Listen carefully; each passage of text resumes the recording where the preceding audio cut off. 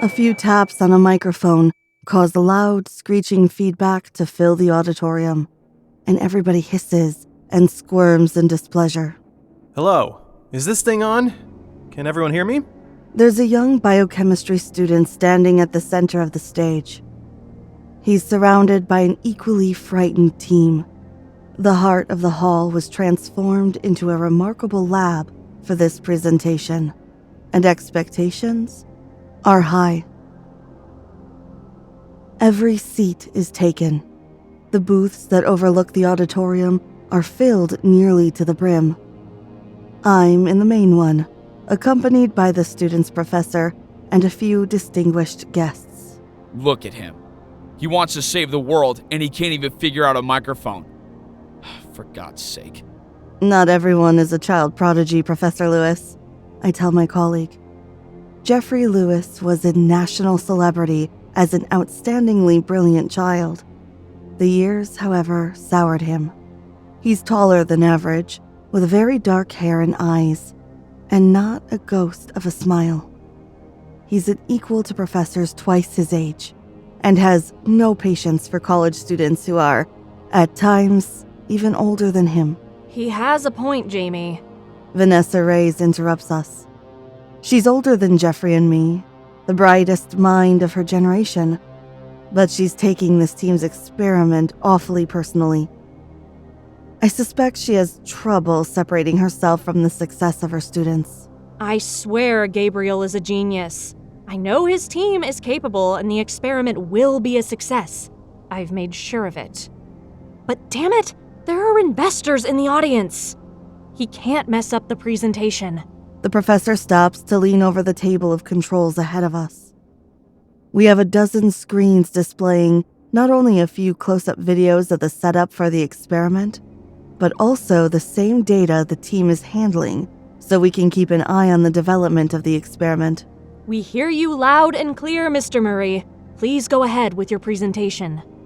The young student is either comforted by his mentor's voice or frightened into action by Vanessa's thinly veiled impatience coming through the earpiece he wears. Either way, we see him take a deep breath, nod at his classmates, and start the supposedly groundbreaking presentation we've all been waiting for. Ladies and gentlemen, welcome. My name is Gabriel Murray. Today I have the honor of leading this extraordinary group and introducing all of you to our biochemistry project, developed with the assistance of the distinguished Professor Reyes. I'm sure that everybody present is well aware of the increasingly challenged diseases that have attacked us in recent years. It started as a consequence of pollution at unparalleled levels that's ravaging our world. Our biggest cities in America are hanging by a thread. We're spending billions of dollars trying to solve this issue, trying to reverse the state of the air, but here's a secret. That isn't enough. That's not going to save us. We need a cure. We need to heal if we want a chance at avoiding extinction. For this purpose, our team has designed an artificial product that, when released into our atmosphere, will chain start a chemical reaction with the materials polluting the air. I'm talking about carbon monoxide, nitrogen oxides, sulfur dioxides, but also all sorts of toxic microscopic particles, including heavy metals, microplastics, and nanomaterials. We can eliminate it not only in the air we'll continue to breathe, but in our already contaminated bloodstreams. There it is, the transcendent news we were promised. The words that will likely headline every scientific magazine and news outlet soon enough. I hear the crowd gasp as they consider the possibilities. Daniel starts moving across the stage, making all of us pay close attention to the laboratory they transported to the stage for this exact purpose. There are 3 long tables on the stage. He's standing behind the one at the center. He unveils 3 separate boxes of approximately 20 inches each. They have clear glass sides, even though they look almost empty, save for darker clouds or fog filling them. They're each connected through thick tubes to a large machine similar to an engine, spurring into action. The sides of the machine have screens detailing the complicated process in action, and there are 3 students glued to their seats in front of them. A wide screen behind them comes to life, so everyone in the auditorium can see the details that the students working on the experiment and the people in this special booth can see from up close. Allow me to demonstrate with the following examples. Here we have 3 partially sealed containers with varying degrees of replicated pollution. Our product will be pumped into the capsules, and you'll be able to see on the screen the quality of the air transforming in real time. Let's begin. Container number 1. Daniel personally presses a button on the first container. The microphone lets us hear the hiss of a new element being introduced to the vessels. Immediately, of course, the statistics on the screen change. The air clears. It's good. It works. But he's going to need more than that. Number 2. 3. Carbon monoxide, nitrogen oxide, sulfur dioxide, all the pollutants reduced at a truly impressive pace. The crowd is satisfied, and congratulatory words ripple through our booth toward Vanessa. But the professor's nonchalant, waiting for the next step. On the stage, the lead student and some teammates move to the left side, to the second table. There, instead of the 3 boxes, there are 3 complex setups that hold up to 3 glass vials in their centers. As you can recall, I guaranteed that our creation can be safely and effectively received by human beings. This will be tested here by providing our formula to 3 different fresh blood samples, starting with sample number 1, number 2, and 3. Each sample is more impressive than the previous one. The blood clears faster than any known medication has ever achieved. The overjoyed roar of the audience is quite promising. This could be a tremendous success. But that's not going to be enough.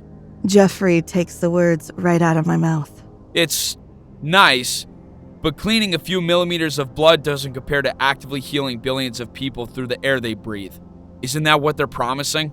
Vanessa nods and presses a button to talk to her student. Mr. Murray, shouldn't you continue with the 3rd stage of the experiment?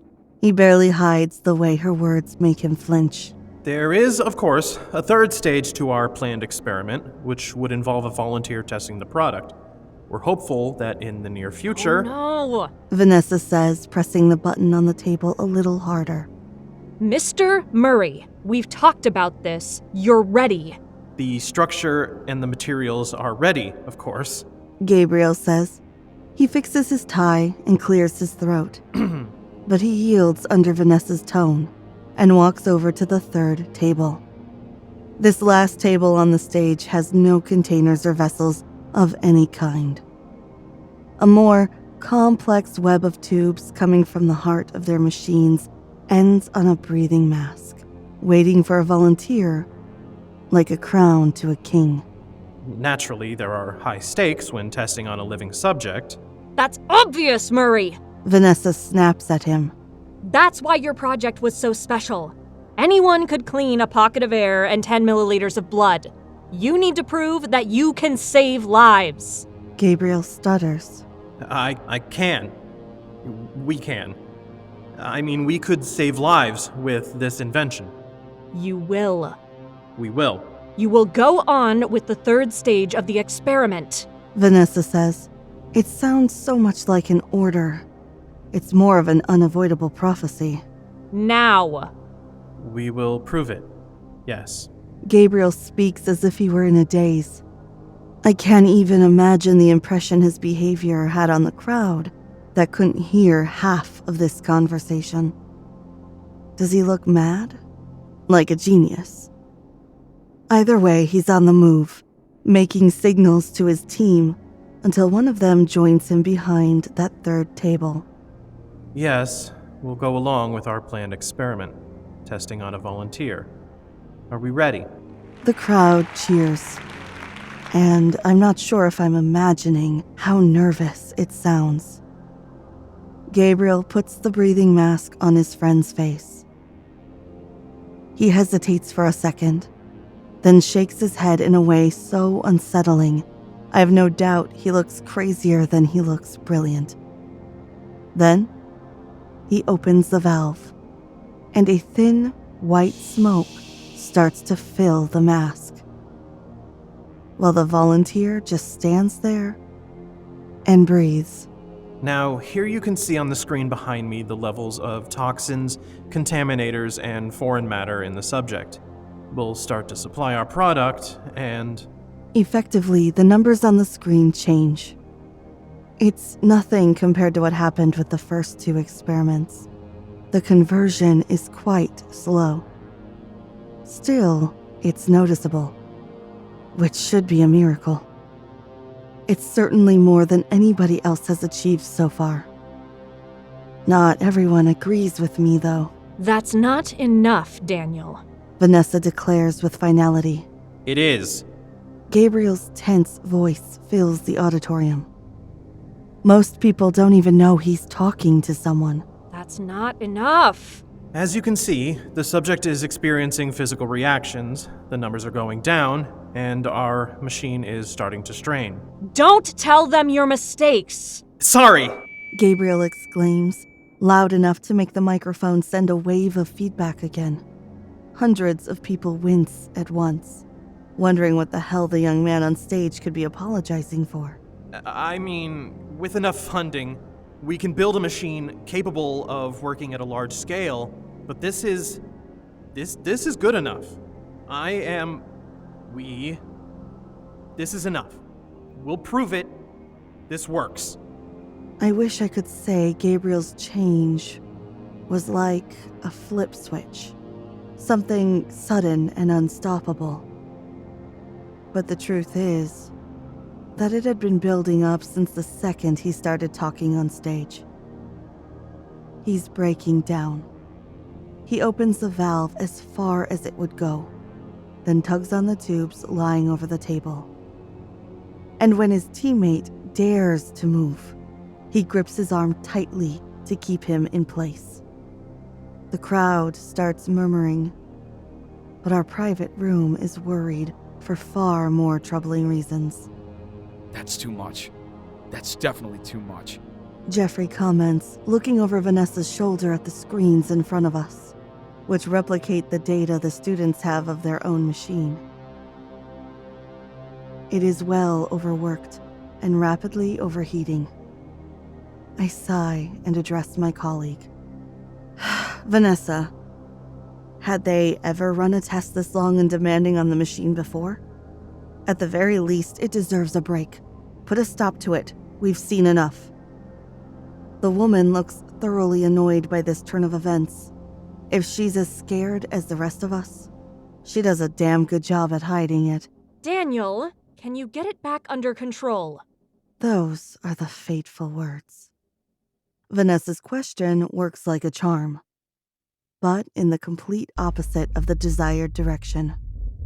Gabriel Murray and the team lose even more control. Gabriel is opening valves left and right to get more of their creation into the lungs of the poor man attached to the mask. The volunteer starts coughing uncontrollably. It's so bad, he can't coordinate his hands enough to pry that object off his face. And it takes 2 more students to help him. But by then, they're coughing too. All the students surrounding the machine are jumping out of their seats, awkwardly covering their noses and mouths with one hand, while with the other, they try turning off the monster they created. There's a leak. It keeps getting worse. Fuck! It's going to blow up!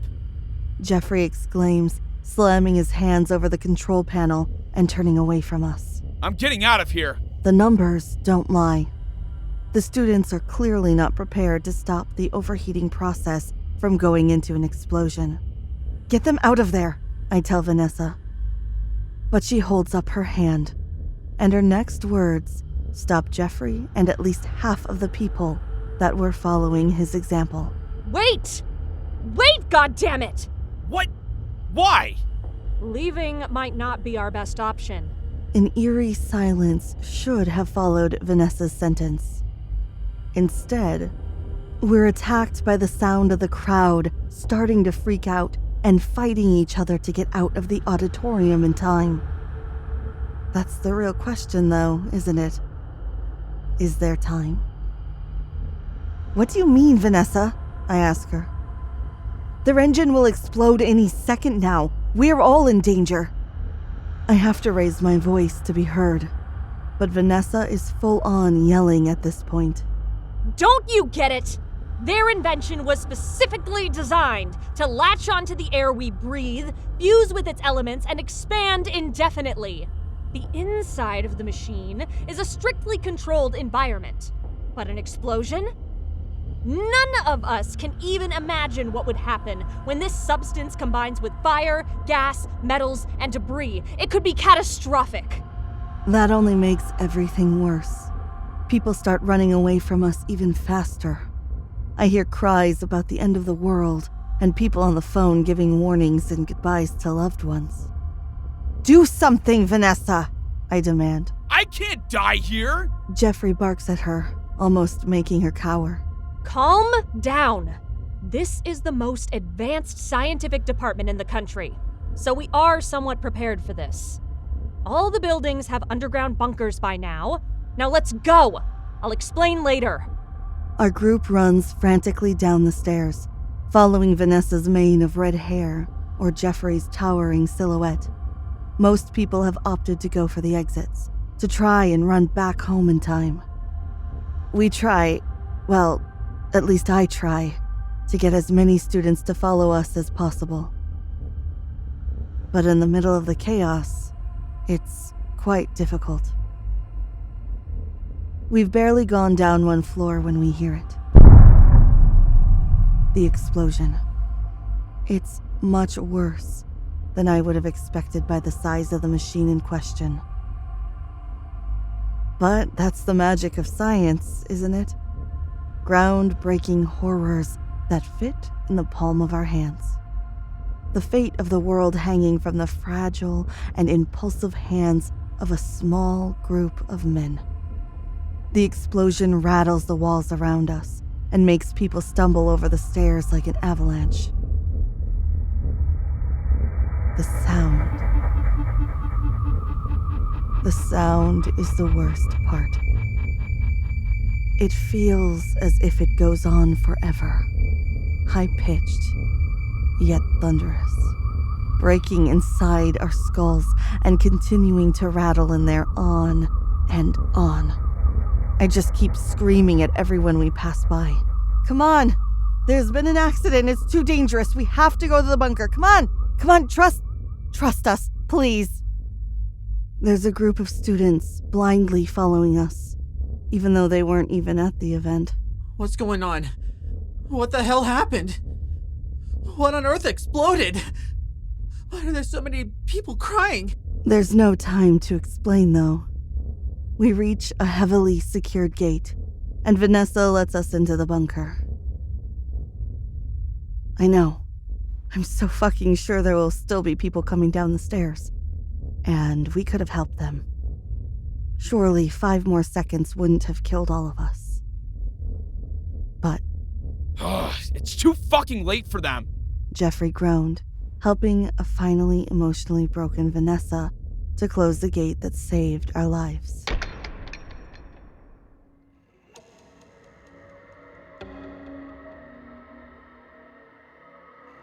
The first few days are spent trying to understand Vanessa's explanations and her terrible apologies, while also trying to keep everyone inside the bunker from escaping and ruining everything for the rest of us. There are only about 30 of us. It should have been more. There should be so many more people here surviving, and that knowledge will haunt me for as long as I live. Which, judging by the increasingly strange noises we can barely hear coming through the walls, might not be very long. Vanessa tries to reassure us that everything is fine, that the bunker is completely safe, otherwise it wouldn't even exist. But I still don't buy the theory that the scratches at the walls and thuds on the door and the ceiling are just rats. Has the building crumbled around us? Are there survivors? People in agony just begging to be let into safety. There's no phone service underground, but the bunker was equipped with an internet connection, at least at first. We communicated with authorities. We heard the reports that the whole campus was isolated, with national security keeping a heavily guarded barricade around the surroundings of the college. Specialists from around the country show up to the scene to gauge the damage. And it is slightly less apocalyptic than what Vanessa predicted. The material used in the experiment wasn't very abundant, and although it expanded enough to keep even the most professional rescue teams away, it won't be the end of the world. In 100 days, the first teams will come in to look for survivors in the bunkers. First, they are going to send drones to the campus to take a closer look. The day before that happens, we lose our internet connection, and with it, all our access to news from the outside. The next weeks are a constant struggle. I'm aware we must be a part of the lucky ones, but full months locked in a room with a group of people that are barely acquaintances, fearing for their lives, second-guessing every sound and every information we get from our questionable leader. God, it's hell. As we near the end of our period of isolation, a young student named Robin Matthews approaches me for a conversation. He's some kind of bridge between the frightened student and the professors barely in charge of their safety. I swear this kid has a panic attack every other week, fearing for his safety, mourning his classmates, or worrying sick about his family and the rest of the world. How can we trust that Mrs. Reyes will let us go when the 100 days pass? He asks me, fearful like a skittish cat. I tell him, the authorities know where we are, Robin. They'll find us. Vanessa has no reason to keep us locked here. She did cause all this, though, didn't she? She pushed a student too hard. She didn't actually drop a bomb on the campus, Robin. I try to explain to him, but he just shrugs, unconvinced. I don't trust her. Nobody does. They trust Professor Lewis, but if I may be honest, I don't like him either. People seem to forget that he shut the door in front of a bunch of people we could have saved. He's an asshole. I know this. I've been in his classes before. I laugh lightly at his attempt at a joke, but the reminder of Jeffrey's cruelty hits my tender heart quite hard. To avoid the tricky subject, I attempt another joke, playfully asking Robin, "Do you only trust me then?" To my surprise, Robin's expression turned serious. It was your voice that saved us, Jamie. He said, I had no idea what was going on.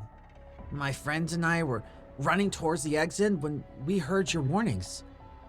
Just from taking your classes, just from barely getting to know you, we knew that, well, that you would want what's best for us. That conversation with Robin stays in my mind for a long time, even as we start to face new problems. The unexplainable sounds have only gotten louder and more frequent. It's undeniable that there's some sort of activity right outside our door. But there's no way to find out what it is without risking our lives. It's almost time anyway. Just 10 days, and we will be saved. We'll be safe. Surely that massive door can hold on for just 10 more days, right? In the end, maybe we'll have to be the ones to open that door.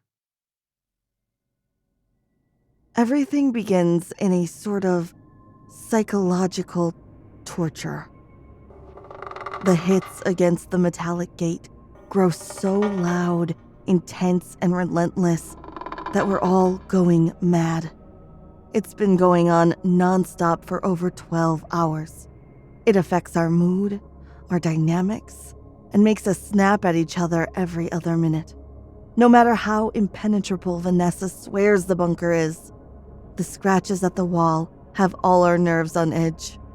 We feel observed, unsafe, hunted. In fact, just as if we were genuinely facing a terrible predator or adversary who couldn't find a way in, managed to make us go out. The bunker is technically self-sufficient. That's essential. However, to preserve resources, we stayed connected to the water and electricity supply of the campus. It's early on in the 19th day when we get cut off from the water supply. Although Vanessa is quick to reassure us that the bunker is prepared for this type of eventuality, the group quickly loses their calm. It doesn't help that among the scratches, we identify a new sound. It's water. A broken pipe. Sure, it could have happened spontaneously, but our increasingly paranoid minds convince us that something or someone messed with it on purpose. The last straw, I think, happens that same night, when without the slightest warning, the lights go out. Again, something or someone has cut off our resources. That must take some level of intelligence, and worse, active hostility toward us. The group positively breaks down under this threat. All we can think about is the ventilation system. Are we going to suffocate? Are we running out of oxygen? Is the poisoned air going to reach us now? Once more, Vanessa tries to calm us down. She turns on the auxiliary generator and swears that everything will be all right. But I'm afraid it's too late. You're trying to kill us here! Robin exclaims with a trembling voice, again speaking up for his peers. What would I win with that? Vanessa asked him in a calm tone. I'm not letting you risk my life! Jeffrey snaps, unknowingly proving Robin's thoughts about him. I try to reason with him, saying, "Listen, we're genuinely trying to protect you." We don't realize Robin's arguments were a distraction until Vanessa's shrill scream makes us all jump and turn toward the door. Wait! Stop! Please, stop! She yells at the couple of students that were seconds away from pulling open the door. Please just listen to me for one last time! Her desperation and the last shred of respect that they must have had for her seem to work. They wait. And they listen as she tells us that if we really want to go out, we should at least wear all the protective gear we can find. The science department might be responsible for our deaths, but they know how to prepare an emergency bunker. We have dozens of hazmat suits of all sizes, and the ventilators attached should last us at least an hour. Surely the air outside can't be that bad when we're so close to the 100-day deadline. And 1 hour has to be enough to reach the edge of the campus. But once we're done with that, there's one problem left. What about that thing that's been knocking on our door for weeks? Robin wonders. I'll take care of it.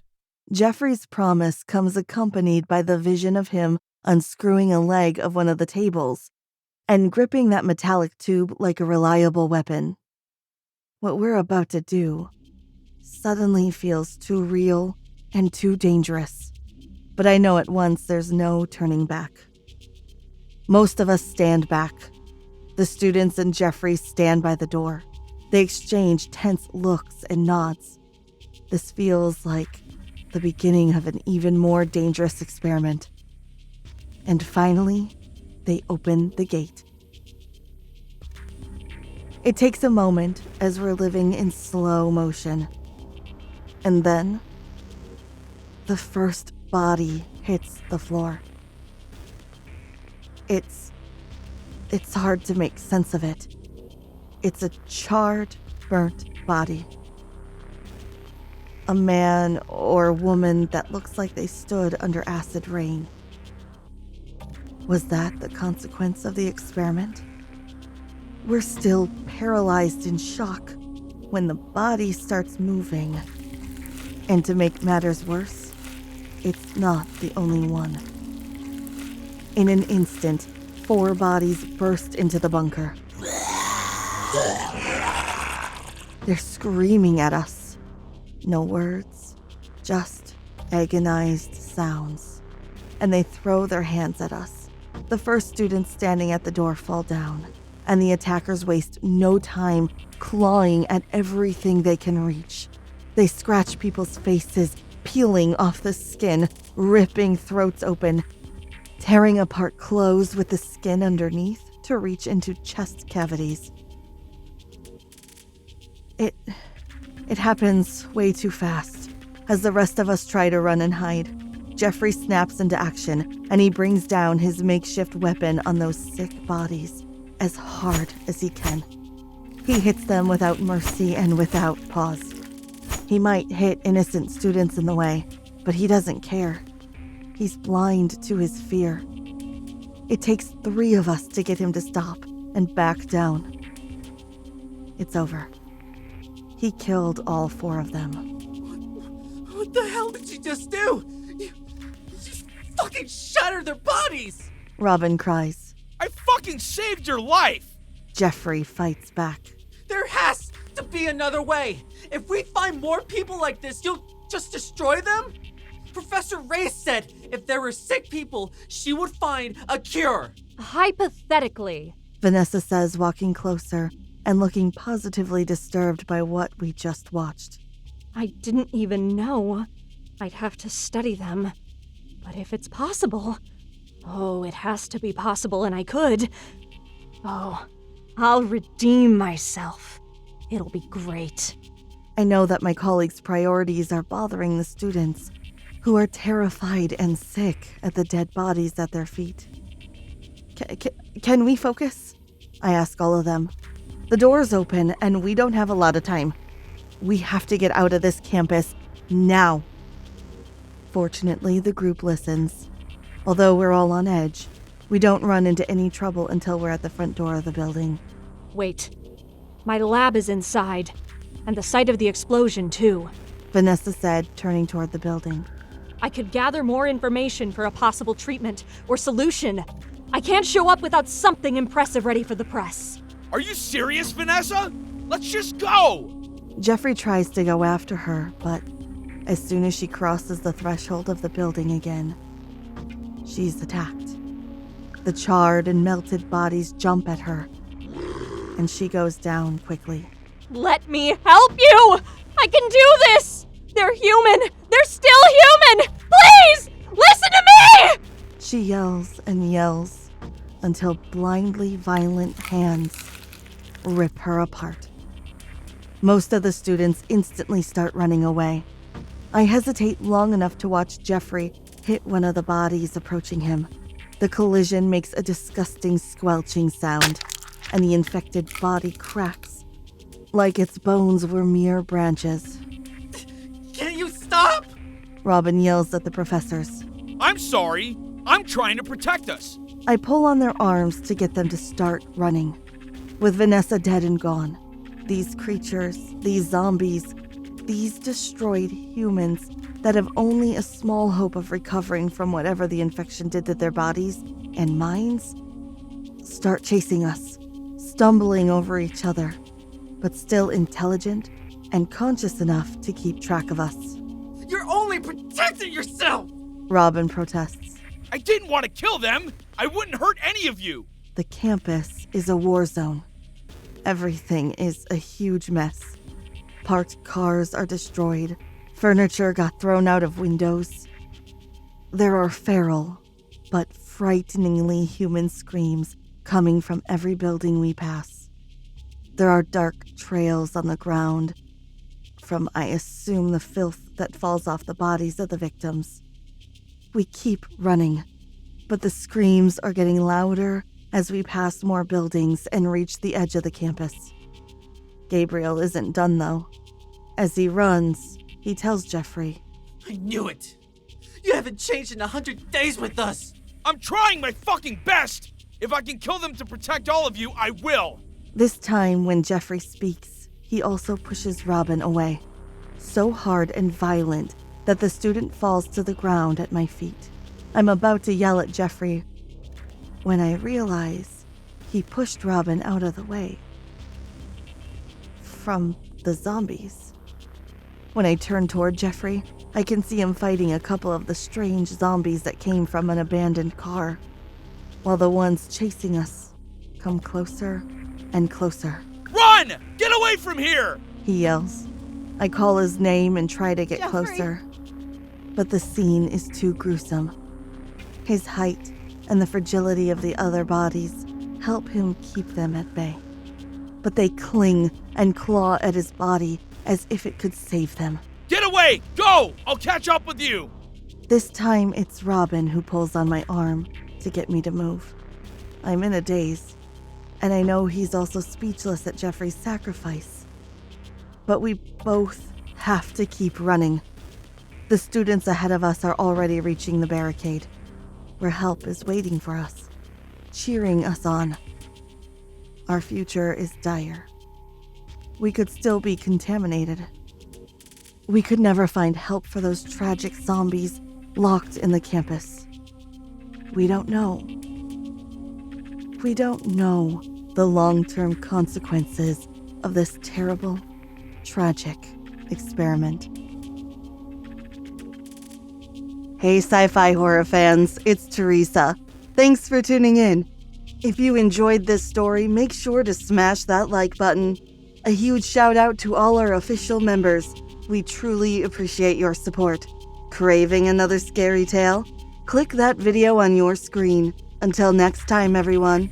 And remember, stay cosmic.